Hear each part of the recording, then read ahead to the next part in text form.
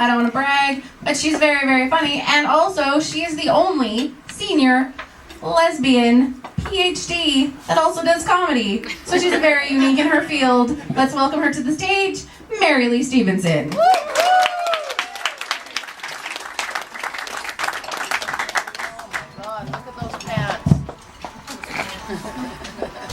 Well, she said she didn't need to dress up because, like, she was straight. But there's, somebody out there's got to be gay. I mean, you don't have to be directly interested in me, but, percentage-wise, you just see me after the show. We'll just talk, I just talk. I just spread my germs. I specifically am to start with a story that Suzy Rawsome, our leader, loves so much, and it's true. It's true, and I'm looking down here because I know I'm going to fall off the edge. I know. It comes with, I want him to put reflecto tape. I've already got that on. Well, I got it on my rugs at home, eh? When does the next step start? I don't know. I don't want to die that way. So but anyway, this is a true story. Okay, so like I was in Berkeley in the 60s as an undergraduate. Can do the math, okay, I'm there. So, and these friends of mine, they're looking around for an apartment, and they find this basement apartment. And just as they're about to move in, there's nothing in there at the point. Just as they're about to move in, there's a flood. There's a pipe burst, and so the only thing in there is just the shag rugs that came with it. And so what they do is they put in a whole bunch of heat lamps and other lights. And then they close the door, they turn them all on, they close the doors, and they come back in 2 weeks later, expecting it to be dried out, and they come back to like a 6-inch crop of pot, right? Because in all everybody's seed, you have your seeds and stems, well, all theirs was seeds in the shag. And so they had this whole forest of it. What they did, I don't know if they paid for their tuition that way or not. I don't know that part, but anyway, so that is how the Chia Pet began. So if you want to know, it began at the University of California, Berkeley, and you thought you went there to learn something. No. Okay. So thank you, Suzy, for the appreciation. I appreciate that. Have y'all been following, by the way, the latest on Oprah? No. Okay, good. Thank you. Whether or not you have, I'm going to tell you. Okay. Ellen. We're not all the same just because we're gay. Okay.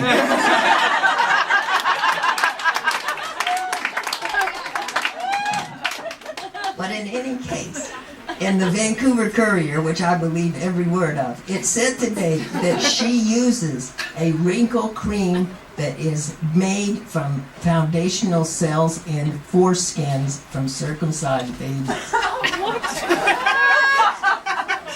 I mean, up until then, I loved her. And so I think, well, I'm looking this up, and it's called Skin Medica. The company's a real company. It's a real thing. She endorses it, and I'm thinking, how much is a wrinkle worth? And furthermore, who has the job? Who collects those things? And then what do you do? Hang out outside of Briss? Do we have enough Yiddish speakers here? What do you do to do that? And it just was so repulsive. And the guy, because of course it's Vancouver, there is now an association of the Foreskin Promoter and Awareness Group. They were going to have a protest. But he did point out, like, if it was little bits of little girls' genitalia, it would be up there by the millions, right? And so would Oprah. But anyway, I just want to bring this to you, either bring your evening down or give you something to talk about later. But you look it up, and it's for real now. We're going to the other act, and I do read off my hands here. She have had Oprah. Okay, yeah. Lots of times. The trouble is, of course, as you age, your skin, as some of you will know, wrinkles. And so back then, if I'm not careful, it's so wrinkly I can't read my own act. And if I wash my hands, there goes the act. So don't shake hands with me after I come out of the bathroom, because I won't have washed my hands. Okay, so here's the thing. You have to look at it again. Okay, I take transit a lot. I got rid of the car. Go green, right? Go green. There's this $350 a month for gas for a 1997 car. You got to rethink that. And so I take the transit, and what bothers me is they have these sanctimonious signs that say, "Take a moment to consider what this special area is reserved for." You know, it's so condescending. And then it says, lists off people with mobility, and they list chairs and wheelers. And when are they going to put down skateboards? I mean, you can have mobility problems at that, you know. And then seniors. I'm way down on the list. And then parents or something, grown-ups with infants. Some of those infants look to me like they're already in school, right? You know? And what bothers me is, it bothers me if people who are really young leap up to give me a seat. I think you're only 12, how could you tell? You know, it's like being carded or something in a movie. And that's always hurtful. It's always hurtful when they do that. But I'm telling you, once I'm in that seat, you could have come in there with 2 crutches, 4 broken legs, and you know, like emphysema, and I'm not leaving that seat.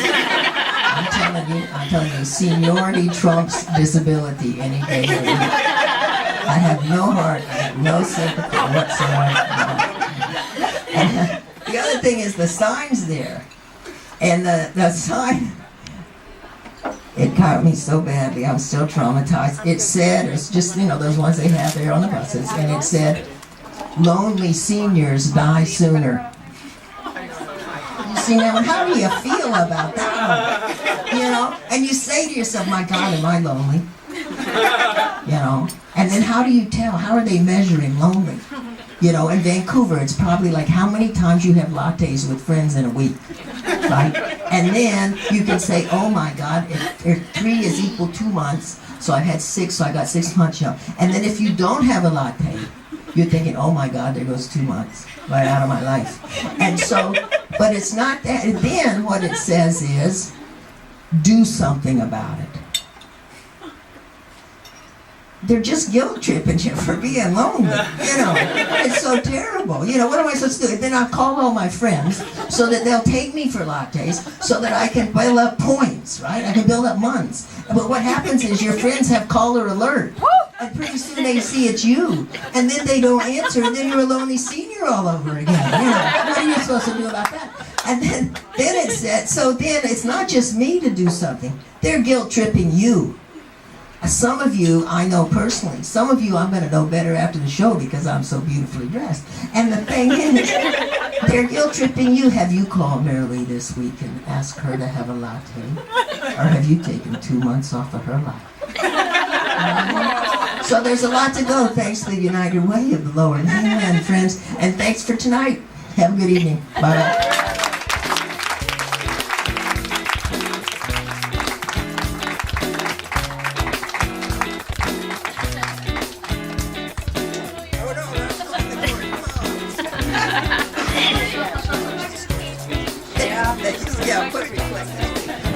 She just wanted to hold my hand.